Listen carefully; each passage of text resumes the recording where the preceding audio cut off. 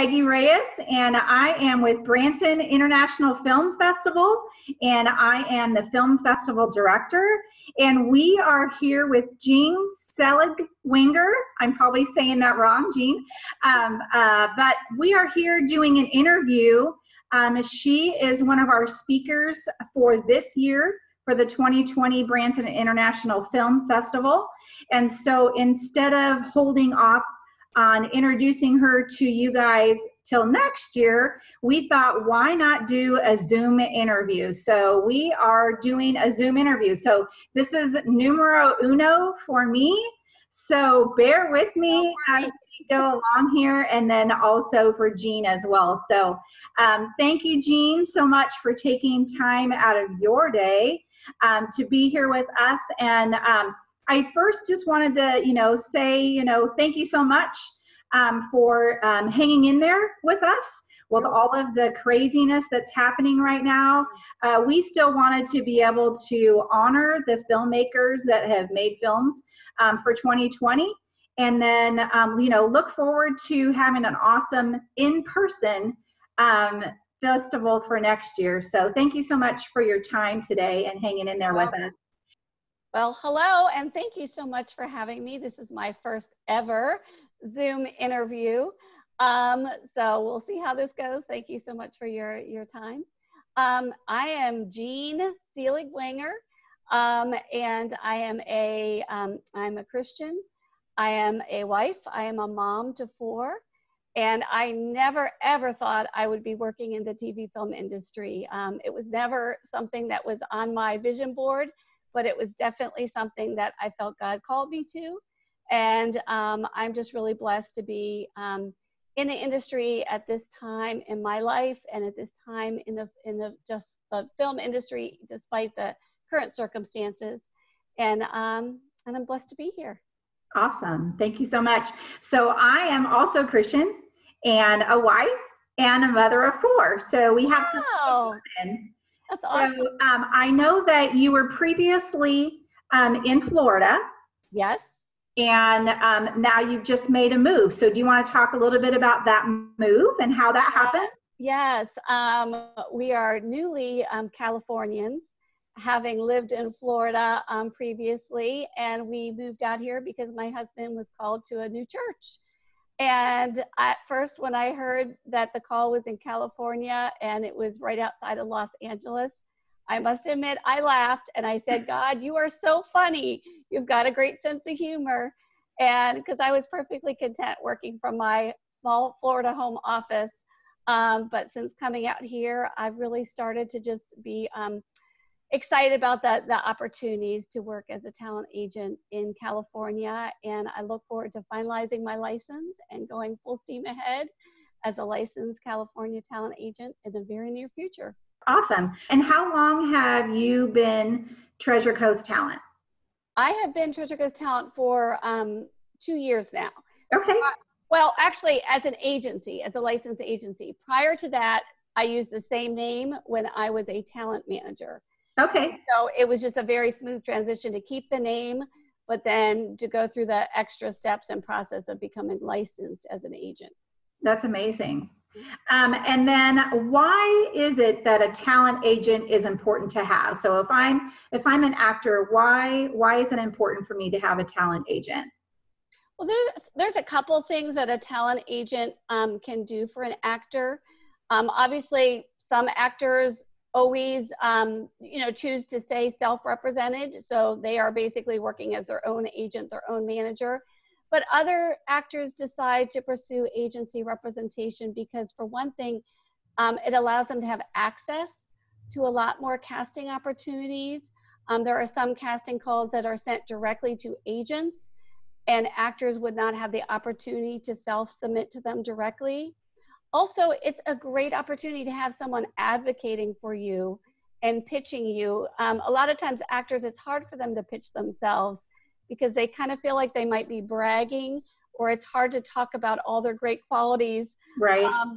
It's just awkward. So having an agent that believes in you, that can pitch all your wonderful talents and abilities and be your supporter on that journey is just really an asset to actors as well. So what would be the difference between a casting agent or casting director and then a talent agent? Is there a difference? That's a great question. A lot of people combine the two and say casting agent, and casting agent is not actually a correct industry term. A casting director, their job is they are hired by the production to help them cast actors for their project.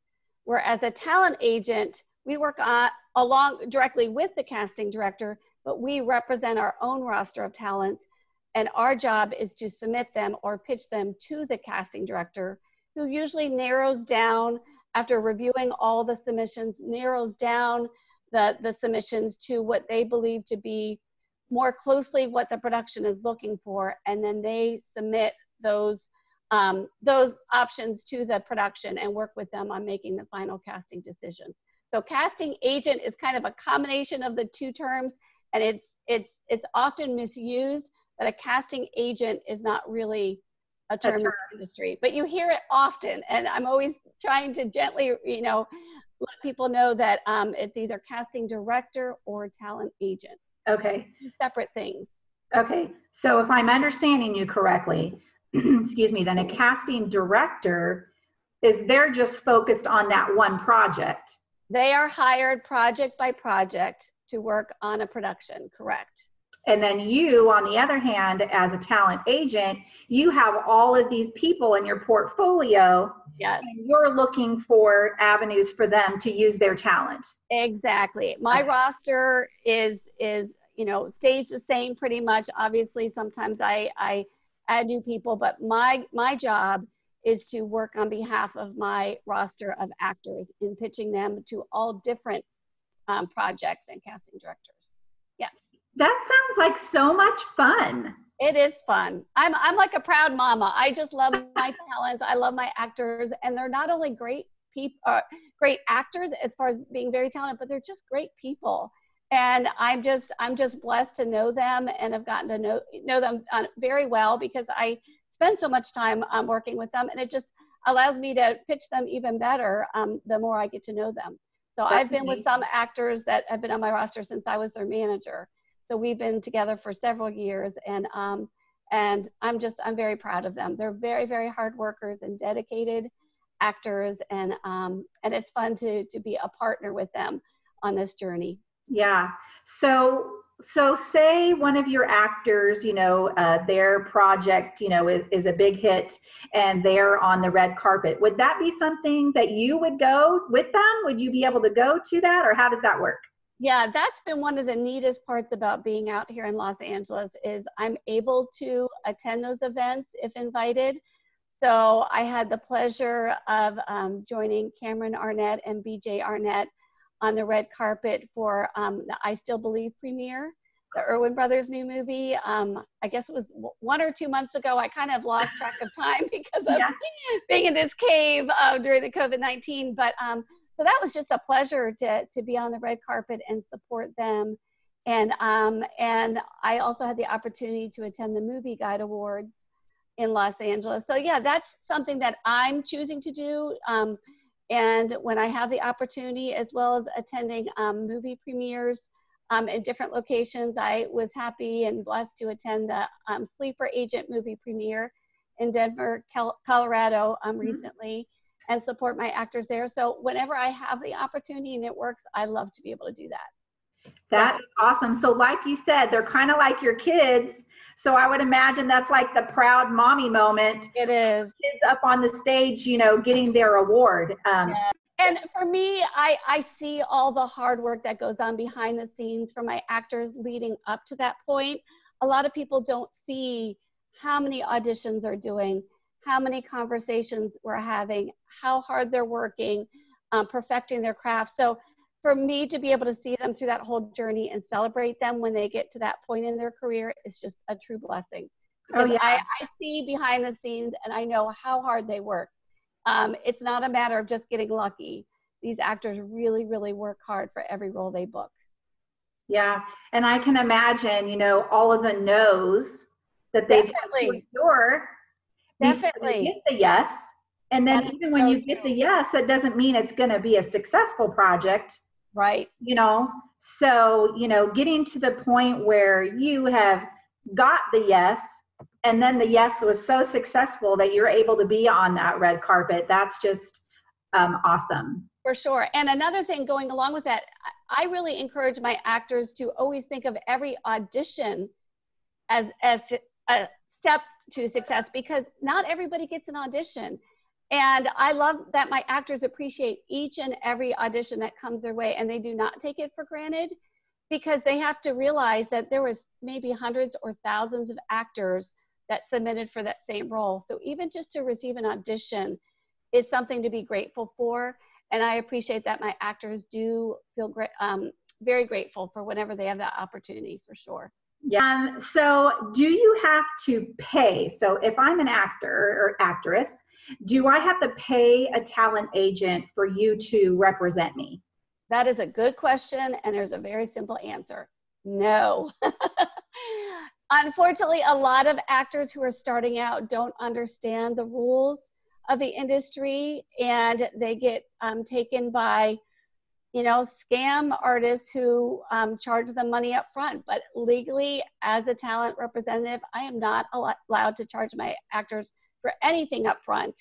The only money I earn is a percentage commission off of the earnings of my actors. So if someone is approached by somebody in the industry charging them money up front to audition, calling themselves an agent or a manager, I would say run the other way, because that is not correct.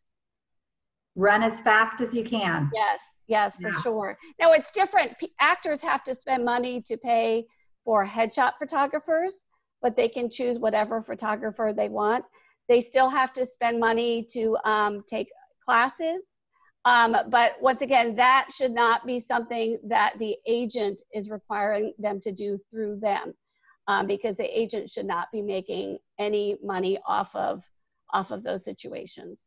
So I can refer classes, I can refer photographers, but I cannot require them taking it from somebody that I refer, and I have to also give multiple options, and I cannot take a cut off of any of the money that goes to that photographer or that instructor. That's completely, you know, independent of me. Yeah. That's really good information to know. So for you actors, actresses that are coming up out there and you don't know this, yes, we just gave you, you know, a little nugget there that if you are being required to pay for services from a talent agent, run, call Jean. So get you hooked up. So I think that I heard you say that right now your ticket is kind of full. So if someone was wanting and you weren't able to take them, you know, is there kind of, I know you can't say go to this person, but is there kind of a list or some direction that you would send them if you're not able to take them that would be reputable, you know, people to work with? I would say talk to other actors. I mean, a lot of times actors get great information from other actors that are in the industry. Another way to really, it's all really about networking. Yeah. And one of the most important things that my actors do on a regular basis is attend film festivals, like this film festival that we're doing virtually online. Yes. It's important to network, and not only network through social media, but network in person by attending events and getting to know the reputable people in the industry and talking to other actors, getting advice from more experienced actors. The actors that have been in the industry for a while are a wealth of knowledge and are really great. And they will also sometimes tell newer actors, you need to keep working for several more years to build your materials, to build your resume, to build experience before you're even at the level where you're ready to seek representation. It's not normally something that you should be doing early on in your career. Okay. Well, and that's good to know too. You know, kind of get your feelers wet, go out there, do some auditions, go to some film festivals, you know, talk to people, meet people. And then when you're ready for that talent agent, then, take the time to do that. So yeah, and when you submit to a talent agent, make sure you're following the protocol that they have set forth of how to submit. Usually most agencies will have a website, and the website will have directions on whether they're accepting self-submissions, whether they do occasional open calls, whether they're only accepting submissions through professional industry referrals. So it's very important, and it really tells the agent right away if they understand how to follow directions. So always go to the website of the talent agent and look at how they choose to accept submissions, or if they're even accepting them at this time. Everyone is different, so I can't speak on behalf of any other agency. Currently, I am very, very, like you said, limited in my roster. I want to keep my roster very small by choice. So I consider myself a boutique-sized talent agency. So right now, the only people I'm really considering are industry referrals. And it often comes from the talents that are already on my roster that recommend someone that they've worked with, or directors or producers or casting directors that I work with that know me well and know when they come across an actor that they think would be a good fit for our roster. Right. But it's so hard because I meet so many great actors out there, but I do not want to lose that personal connection with my actors. I do not want to be a database only agent. So because of that, I'm choosing to stay very small. What are the typical things that actors need to spend money on for their professional acting careers? And we kind of talked about that already. Yes. But can you kind of give us a list of typical things that you would need to spend money on to get your career going? Okay, well, I'll kind of review what I'd already said. Getting professional headshots is so, so important. That's your calling card. That is going to possibly, at the first step, get them to decide that they want to review the rest of your materials. If you have a demo reel, they need to first see if you're going to look the part, for what the casting call is going for. And at that point, they will review a demo reel or video clips of your work. But the headshot is going to be the first thing that's going to get the casting director's attention or the production's attention. So paying to get professional quality headshots, not selfies. And believe me, as talent agents and casting directors that I know of out there, it's unbelievable what pictures you'll sometimes get from an actor starting out in the industry who has not done the research and understood what a professional headshot is. So first of all, do research. You need to spend a lot of time reading books, taking online classes, watching great YouTube videos on how to become an actor in the TV film industry. And one of those big things that you'll hear over and over is you need to pay for good quality headshots, for sure. Then you need to, when you're starting out, oftentimes you're not going to get paid for acting jobs to begin with. Whether you get your initial experience by doing stage acting, which is usually not paid at the local community level, or doing local work. Once you get enough experience and you start getting good clips from local film work, then you're going to oftentimes have to pay somebody to put a reel together if you are not tech savvy and if you don't know how to edit your own materials. That would be another thing that some actors pay for, is for a demo reel. And it's just basically to showcase your work as an actor. The other thing actors need to do is pay to get on the various casting sites. There's Actors Access, there's Casting Networks, there's Casting Frontier, 800 Casting, Faith-Based Casting. All of those sites, there's an expense to creating a profile or to submitting or uploading materials. So it's an investment. An actor cannot become a successful actor without being able to financially pay for those foundational things that they need as a part of their career. And a lot of times you're putting out a lot of money before you collect your first paycheck. So you need to be very wise in how you choose to spend your money, because it's not cheap to be an actor if you're checking all the boxes and doing it the right way, for sure. Right. So hopefully. So I definitely invest in yourself. Yes. And right? Also taking classes, taking top quality classes with great instructors. And it's really good to take classes from instructors who might have a little different technique ideas, because you can grasp little snippets from each teacher and then kind of create your own style of acting unique to yourself. But it's always important to be, you know, taking great quality classes. And it's nice right now that there's a lot that are online, you know, for actors to access. So there's no excuse not to be training even while everybody's stuck at home. So next question is, how much experience should you have as an actor before seeking an agency representative? And we kind of did talk a little bit about that, kind of mixed in with the other questions too. I don't think I can specifically give a number of years that you have to be an actor because it's really all relative. A lot of actors move much quicker in the film industry if they come from a strong stage background because they already have that foundational understanding of acting and following a director's instruction and reacting to the other characters that they're working with. So there's a lot you can learn as a stage actor. So once you choose to get into film, if you can quickly understand the difference between stage acting and film acting, you can progress a lot faster than somebody just starting out originally. But it's important to get some experience doing small local film projects. Like I said, they're usually unpaid, but every time on set can be a growing and a learning opportunity for an actor. So, and I have actors on my roster who started out when they were not acting on set, they were working crew on set, and they learned so much behind the scenes watching other actors, especially watching the more experienced actors, watching the directors.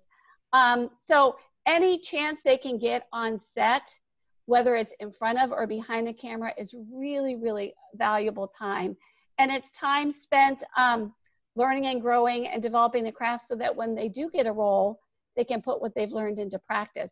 So, you know, building a resume, building experience on set, being able to build clips that you can make into a strong reel, all those things are really important when you want to get to the point where you can submit to an agent or a manager for representation. Because it's really hard, you know, if you just have a headshot, and if you've done background work and you have no video work to show, it's going to be very hard to get anybody to sign you to their roster because they need materials in order to pitch you to casting directors and to productions. So you need to get that package together first before you submit for agency representation. Because my kind of rule is help me help you. You need to give me what I need in order to submit you and pitch you to a production. And so obviously the actors who have the greatest breadth of materials are going to be so much easier for us to pitch to productions. So as much as an actor can do on their part, it just helps our job be easier and helps get them in the door more often to eventually book a role, which is the goal. Great.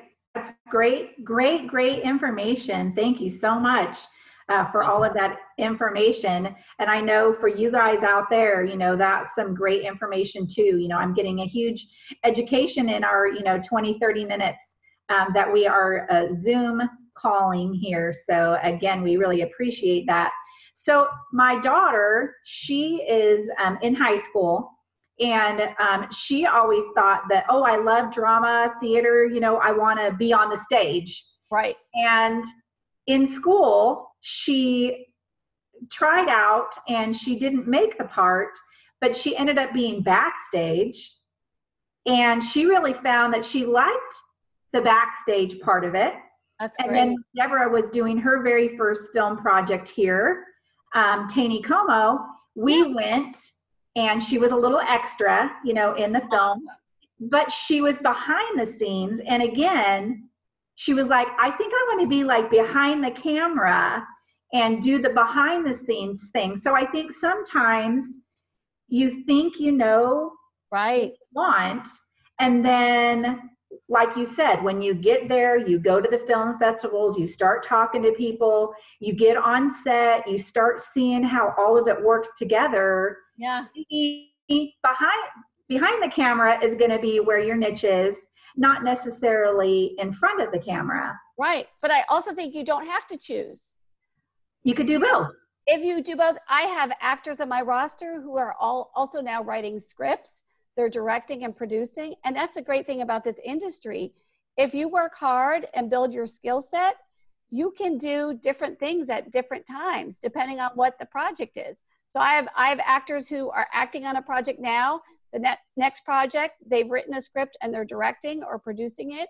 So within this industry, you can go back and forth between different roles as long as you're continuing to grow and train yourself, and you need to be ready. Key is there should never be any downtime if you're serious about working in the film industry. You can always be working on something in one area or another. And the actors who are most successful are doing that all the time. And they're especially taking advantage of this downtime. My actors are busier than ever during this time working on their craft in different ways. So I'm proud of them. I don't ever have to tell them, come on guys, get working, because they're just blowing me away with what they're doing all the time. Yeah. So do you feel like, you know, they're talking about what's going to be our new normal? Do you feel like there's going to be some transitioning in what you do, or maybe what the actors are doing in the whole industry itself? It is very interesting. Yeah, it's very interesting. I really don't know what's going to happen. I don't think any of us can predict how things might change forever or for the short term. We'll just have to kind of take it as it comes and see what happens. For sure, right now, none of the major productions out here in California have talked about starting back up, and because their priority, obviously, every film set priority needs to be the safety of everybody involved. And right now, until we know that people are going to be safe on sets, and we get those clearances, I don't know how soon it'll be till productions get back to work. So this was going to be our busiest spring ever, of course, with the actors on my roster being on film sets all over the country. And, you know, one by one, we started hearing about everything being postponed or shut down. Right. I even had actors traveling across the country on their way to set when they got the call. And they got cut off. Yeah. And so we'll see. It could end up being a very busy fall if all those get picked back up. Yes. And, yes, this is what we are praying for, a very busy fall. Yes, but right now, you know, everything's on hold, and we're just waiting for updates from each individual production once they get the clearance in their state as to what they're allowed to do. So I appreciate that the safety of everybody, cast and crew, is, you know, a priority for sure. So what do you think about drive-in theaters? You know, I grew up in the 70s, and you know, I remember going to see Star Wars, their very first Star Wars in 70 something, I think it was 77, at a drive-in theater. Do you think maybe drive-in theaters might have a comeback? So I'm not sure. It'll be interesting to see, you know, what happens with that. I'm sure there's a lot of conversations going on behind the scenes with filmmakers. You know, because they have like those pop-up shops. Yeah. You know, so what about like just like a big mall parking lot, you know, on a Friday night being a pop-up movie theater, drive-in theater? I think it would be kind of fun. I mean, I would do it. My family loves movies. So that's like the one thing that our family does together. Yeah. Movies. We love going to movies. So we would totally do a drive up, you know, movie theater. Yeah, it'll be interesting to see what happens. I think everybody is following the film industry closely to just see how things will change or just be, you know, updated and tweaked as we go along, for sure. Right. Well, again, I just want to thank you so much, Jean, for taking your time. You are definitely one of our speakers for this year, so not in person, but we were able to make it happen virtually, just like the rest of the film festival. So we appreciate you so much and appreciate your time today, and hope that you're going to be able to come in person to our film festival next year. So we are working on dates for that, so stay tuned for dates on that, but we will definitely let you know as soon as we have that confirmed. And again, thank you so much, Jean Wenger from Treasure Coast Talent. Thank you so much for taking your time today to be with us, and we appreciate you.